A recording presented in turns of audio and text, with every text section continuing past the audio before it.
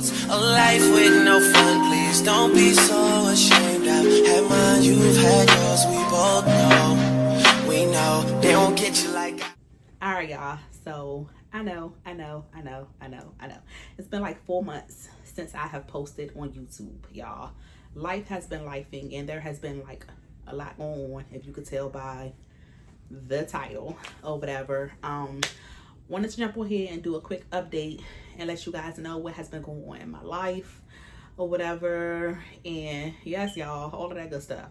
So this is basically my miscarriage story. I think I left off my last video. I think I was at the ED because I had some vaginal bleeding when I had first found out I was pregnant. So I'm gonna get into detail, but not full detail, but I'm gonna get into detail for you guys and just basically let you guys know what went on, what transpired, and what's going on now in my life.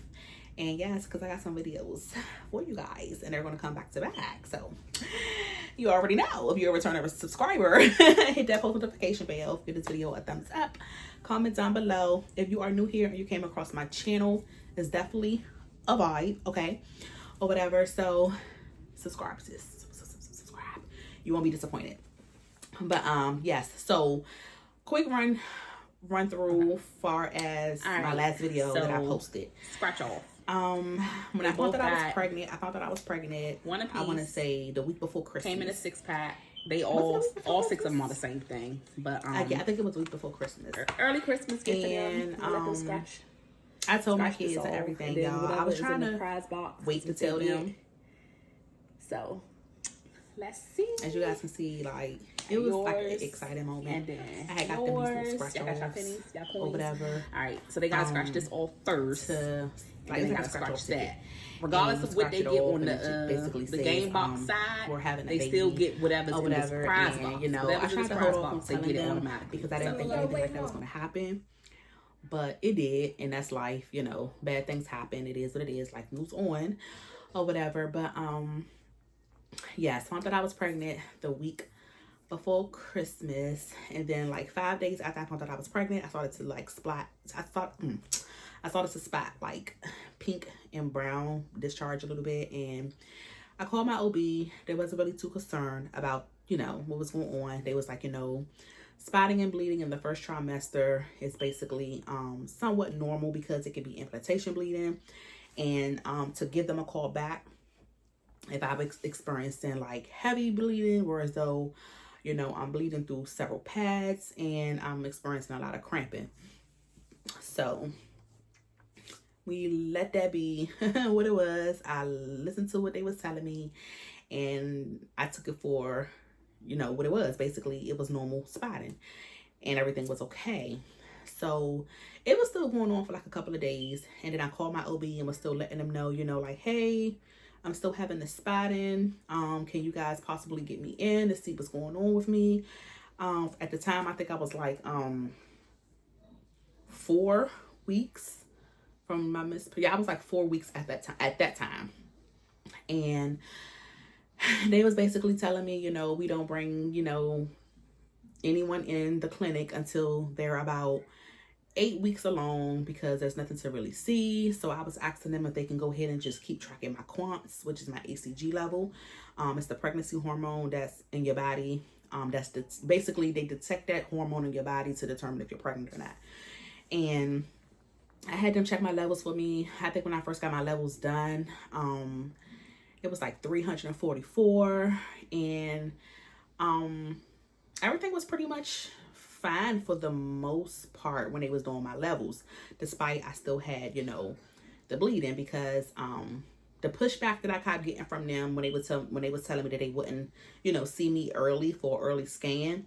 As you guys can see, I had went on ahead and went to the emergency department. When I went to the emergency department, this was probably like 2 weeks within the spotting. Like I said, you guys, I really don't know because it's been like a few months, and I tried to like basically block all of that stuff out of my head because it was a lot, and it was basically like around Christmas time, and I considered my little bean as my Christmas present, and it was just like an awful feeling. But I went to the emergency department. because my OB kept giving me pushbacks. They wouldn't bring me in early for a scan, and they were just constantly telling me like, you know, the spotting is normal. You know, they wasn't too concerned. So I went to the emergency room and they did a transvaginal ultrasound, and then they did my quants as well to double check to see, you know, if they were doubling. So when the emergency department did my quants, I think I went from 344 to like 1400. And then they did the transvaginal, and that's basically like a ultrasound that goes in the vaginal area, because when you're like 4, 5, 6 weeks, you can't really see anything that, you know, abdominally, so they prefer to do a transvaginal. And when they did the transvaginal ultrasound, there wasn't really anything there but a start of a pregnancy, which was the gestational sac. There was no yolk sac and there was no fetal heartbeat because it was still early. So y'all, I'm trying to remember everything. So after I did that at the emergency room, they sent me home. They was like, you know, your levels look amazing. You know, we don't see anything right now. All we see is a gestational sac, which means it could still be too early, but it does, you know, the ultrasound did indicate the start of a pregnancy. So they sent me home with these papers that was basically saying threatened abortion. So anytime you go to the emergency room and you have spotting or bleeding on pregnancy, you will get sent home with papers that say threatened abortion, which is a threatened miscarriage. Doesn't necessarily mean that you're having one, but that's what they put on the paper when they discharge you. So when I left the emergency room, quants were looking good, ultrasound looked good. All we seen was a gestational sac, but there was a start of a pregnancy in my uterus. Thank God, because it wasn't ectopic. It wasn't a ectopic pregnancy. Basically, I think when the pregnancy implants outside the uterus, like somewhere else, y'all, I don't know the full scoop or whatever, but I was told to get my HCG levels checked again in a couple of days. So I called my OB, told my OB, you know, like, hey, I just left the ED, everything. They told me everything seemed to be fine, but they wanted me to get my HCG levels done again in a couple of days just to make sure they were still doubling. And, you know, my OB was like, we don't feel as though it's necessary to keep getting your quants checked, this, that, and the third. So I was still getting a pushback from them. So I'm like, okay, because I got the referral from the emergency department to get my quants done, I don't need to go through my OB to get my quants done. I used the referral that I had from the emergency department. I went and got my quants done on Friday, I want to say, because I think I went to the ED on Tuesday because I called off for work. And when I got my quants done, so happened, I had no heavy bleeding, you guys. No. I think maybe like after I left the ED, I may have had like a clot or two, but they were like small, like quarter size. They were really, really small. It wasn't nothing too serious or whatever. And then it stopped. This was like after I left the ED. Mind you, I told you I went to the ED on Tuesday. Went to get my blood work done that Friday, and I didn't experience any more clots at all, besides those ones I had passed previously before Friday. So when I got to the lab to get my blood work done, so happened, y'all, I got in the lab and I just felt like a gush. I felt like a gush come down, and when I felt the gush come down, I was like trying to hold it together because I'm like, what the is this or whatever. And I was like, Lord, please just let me hurry and get my blood work done. Let them call my number, my name. I'm sorry. Let them call my name real fast so I can get this done and be out of here and go to the bathroom to see what is going on. So I'm sitting there in the seat, y'all, with my legs like closed so tight. Luckily, I did have a pad on because, like I said, I had experienced a drop of like 2 clots a day or two prior. So just to be on the safe side, because I was going out the house and I wasn't home, I put a pad on just, you know, just to make sure, you know, I was good, you know. So she did my blood work or whatever, and when she got done doing my blood work, I went to the bathroom before I went to my car, bitch, and I pulled my pants down and it was just like a gush of blood that came down. And I'm like, oh my gosh, like my heart started pounding, like my heart started racing. I was like, what is going on or whatever. So I'm like, maybe I am having a miscarriage. But then another part of me was like, no, maybe I'm not having a miscarriage, because I had this same bleeding when I was pregnant with my daughter. And with my daughter, I had a subchorionic hematoma. And that's basically like a little blood pocket, or it's like a blood pocket, if I'm not mistaken, that's in between the placenta and something else. I don't really know, y'all. I'll put the definition up here for what it is, but I had this when I was pregnant with my daughter, so I was like, okay, maybe, you know, it's just a subchorionic hematoma, so let me not worry myself to death. Y'all, went home.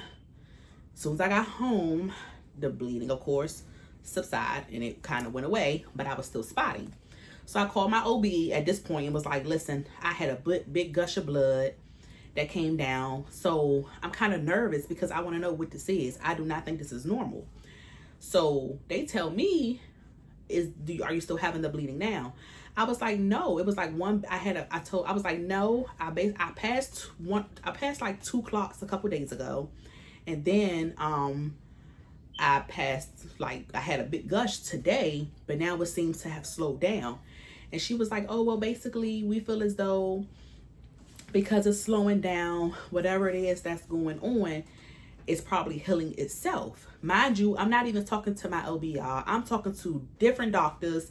I'm sending messages in the portal to my doctor, and the nurses are responding to me. And I'm like, why are you guys responding? Like, if I'm sending a message through the portal, this message is for my provider. It's not for you guys. So they was like, they wasn't too concerned. And, you know, they wasn't too concerned. They feel as though whatever was going on within my body, it was healing itself because the bleeding has slowed down. So I'm like, you know what? Okay. So I told them that I got my quants done per emergency department, you know, discharge instructions, since you guys gave me a pushback when I told y'all that I had to get them done in 3 days. And I told them, I was like, I'll call you guys to let you guys know what my quants are once I get the results. So the results came back on Monday, if I'm not mistaken, and my quant had jumped up from 1,400 to 23,000. So I'm like, okay, my numbers are still increasing and going up with that, so that's a good thing. And then I want to say the next following week, y'all, I had another big gush, like a big gush that came down. And this time when it came down, if I was using the bathroom, I was peeing, and it fell in the toilet. This was the week I had got my updated quant levels. And y'all, I'm not gonna lie to y'all, like, I put my hand in the toilet and I took the clot out because I wanted to see, like, what was it, like, what was going on, the texture of it, and I wanted to know like what was going on with my body. So it was like a nice jelly size, like the whole palm of my hand. So at this point I called my OB. All right, y'all, my bad. I had to make some storage space in my phone or whatever because it was telling me that my storage was full, which I don't understand how, because this is the new iCloud. It ain't really nothing on my phone or in my gallery. But anyway, so yes, y'all. So after I took out the cloth or whatever, I had to call my OB and let them know, like, what was going on. And I'm like, at this point, I need for y'all to bring me in for a scan because this is not normal, and you're not gonna keep telling me that it's normal. So they was like, you know, could you come in as early as today? And I was like, absolutely, because I didn't go to work. I called out again or whatever, and she was like, you know, you can come in and we'll do an early scan, this, that, and the third. So around this time, I was like around, like, what, 6 weeks. And when I got there, well, on my way there, I wasn't bleeding at all. Got in the shower, got dressed, put a pad on, and I wasn't bleeding at all. Like, after I passed that big large clot, I wasn't bleeding. But as soon as I got to the clinic and stood up out of the car to walk inside the building, got right there in front of the receptionist, I felt another gush. And I'm like, are you kidding me? So I told the girl, I was like, I gotta go to the bathroom. Could you let them know that I'm here? I checked in, but I'm finna go to the restroom or whatever. And I went to the bathroom, and it was just like pouring out. It was coming out like water. So I'm like, really? Like, you like, really? And changed my pad. Whole pad was like full. Mind you, I had just put that pad on because I had just left out of the house because I had just got out of the shower or whatever. And whole pad was full. Changed my pad. Once I got back to the weigh-in area, so happened they called me in the back. They did a transvaginal, and she was just basically saying how my levels were still looking good. Everything seems to be fine, but we're going to do an early scan to see if we can see anything. So did another transvaginal ultrasound, and at this moment when they did the transvaginal ultrasound, we seen a gestation sac and we seen a little teeny yolk sac. But she was like, I'm going to be honest with you, this up here does not look normal. So it was like a pocket of fluid, you know, in my uterus that didn't look normal to her. And I think she said it was blood. Or did she say it was blood? I don't even remember, y'all. But I was telling her, I'm like, well, I had a subchorionic hematoma with my daughter. So do you think this could be what it is? And she was like, honestly, she didn't know. She was going to run it past another doctor just to see. This was a nurse practitioner. This was not a MD. So she did the ultrasound, was showing me how the pregnancy did progress a little bit. That is why the ACG levels were still rising. There was a gestational sac and there was a little teeny yolk sac, still no fetal pole. And she was like, you know, I don't think this is going to be a viable pregnancy, but I'm going to run it past another provider. So she left out, ran it through another provider, came back to me and was like, yeah, we don't think this is going to be a viable pregnancy. I think we think your body is starting, you know, to miscarry, and if you would like, we can give you medication to help bring the miscarriage on. You can get a DNC, which is a surgical procedure to get, you know, to get the baby out of you, or you can just let it happen naturally. And at this moment, I'm like, if there is a yolk sac and there wasn't one a week and a half ago or a week ago, that means the pregnancy is progressing. So how is this not going to be a viable pregnancy? I just had a lot of questions that I didn't really understand. Because I didn't really understand what was going on, and a lot of questions that I was asking her, she didn't really have an answer for it or whatever. And she was just basically like, I don't know, but there shouldn't be no pocket of fluid in the uterus, and it's very interesting that you told me you had a subchorionic hematoma with your daughter, and this, that, and the third. So I told her, I was like, I don't want to have a procedure. I don't want to take medication. If it's meant for me to have a miscarriage, my body will miscarriage naturally. So that's what we're going to do. We're going to wait it out and see what happens or whatever. So sure enough, went home. I want to say this was early part of the week, Monday, Tuesday, Wednesday, but towards that weekend, towards the end of the week, towards the weekend, I started to get these real bad contractions, these real bad period cramps. Felt like I had a big turd that I had to let out. My lower back was hurting so bad, and it was just like from Friday to Sunday, I was contracting all weekend long. I was in here in tears, crying, Tylenol, heat and pack. It was a bit much for me. And sure enough, I miscarried my baby on Monday morning when I was getting ready to get up and go to work. So I was contracted for 3 days straight, and it was a mess. It was like a hot mess. I didn't even go to the emergency room.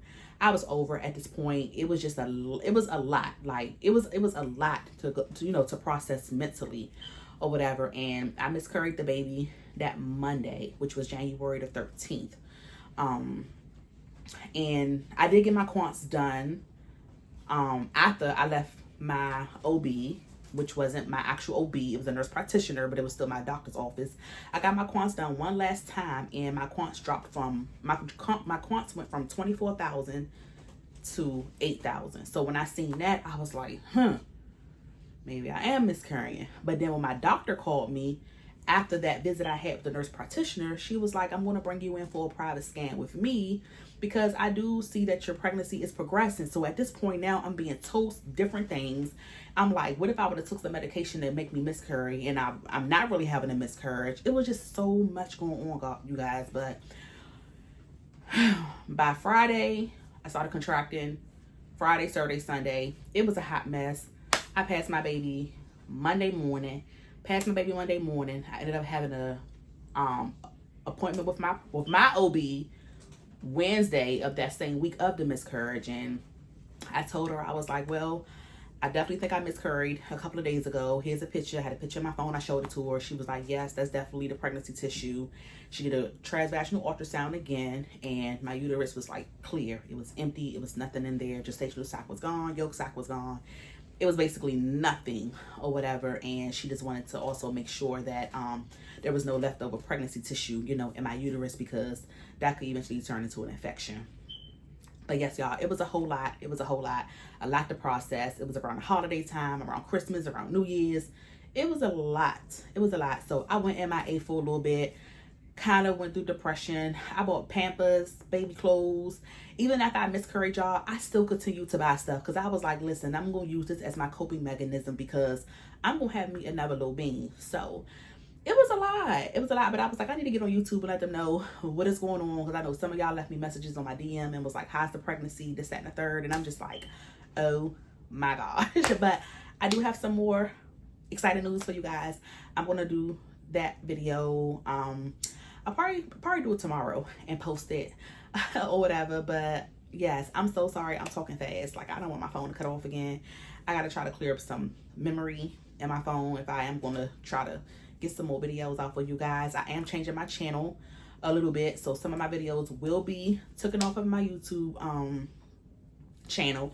I am leaving my BBL vlogs on here though, because I know you guys say that those vlogs are so helpful to a lot of you guys, because I kept it real. I wasn't sugarcoating nothing, okay? Nothing at all. So I will leave those videos up for you guys, but some of my other videos, they may come down or whatever. But yes, you guys, that is my miscarriage story. Listen to your body. You know, if something doesn't feel right, speak up for yourself, advocate for yourself, know yourself. You know, nobody knows your body like you know your body. And I knew that something was wrong from day one when I had that bleeding, because you're not supposed to bleed in pregnancy. Yes, a little bit of spotting, pinkish, brownish, cool. But at that moment when I was having these gushes and these blood clots coming down, and he was telling me, you know, well, whatever seems to be going on is healing itself, because it seemed to have stopped. I'm like, I don't think this is normal, because it'll stop on a Monday and then do it again on a Wednesday. Stop on a Wednesday and then do it again on a Saturday. It was just a lot. It was a lot going on. A whole lot going on. Whatever. But yes, you guys, I was due August the 23rd, I think it was, or whatever. But I am no longer due that month or whatever.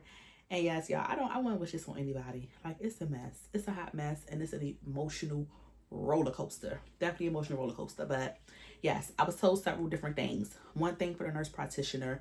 After the nurse practitioner visited, I had a telephone visit with my doctor that told me that, no, I see a yolk sac, so I feel as though the pregnancy is progressing well. After this nurse practitioner just told me I can get a surgery done or take medication to terminate my baby, but the doctor's telling me she sees a yolk sac, so let's come in to do another scan. But so happened I did miscarry that Friday before the appointment the next following week. But it just goes to show, everybody sometime in the medical field are not on the same page. That's why it's best to get advice from more than one person. You know, even though the nurse practitioner was right, the OB was telling me something totally different. You get what I'm saying? So it was a lot to process. But yes, you guys, I hope this video is not all over the place.